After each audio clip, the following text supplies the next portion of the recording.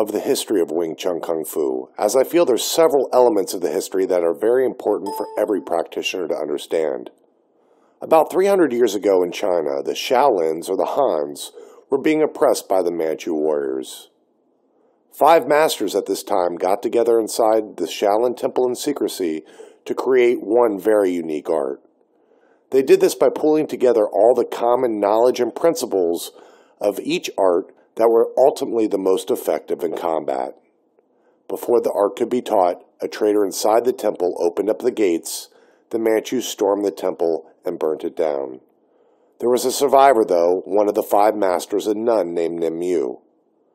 Later, she adopted an orphan girl and named her Yim Wing Chun and taught the system to her. When Yim Wing Chun grew up, she married a gentleman named Lim Bok Cho and taught him the system that she learned from Nim. He in return named the system Wing Chun after his wife, which was also the training hall and where the art was created in secrecy.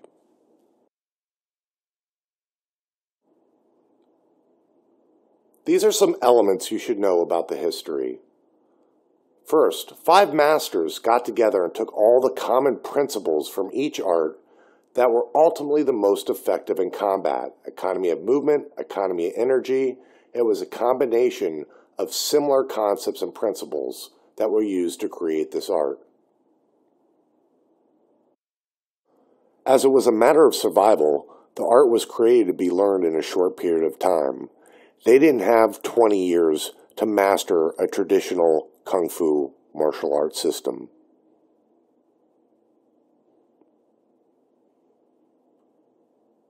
Additionally, the art could not rely on size and strength. The Manchu warriors were well-trained, well-fed martial artists, so the Shaolin or Hans had to develop something that didn't rely on strength or they would be easily defeated.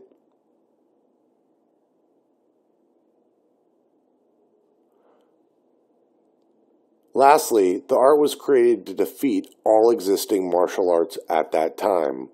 The Manchu warriors once again were well-trained, well-fed martial artists of numerous classical styles, and they needed something to defeat every existing art.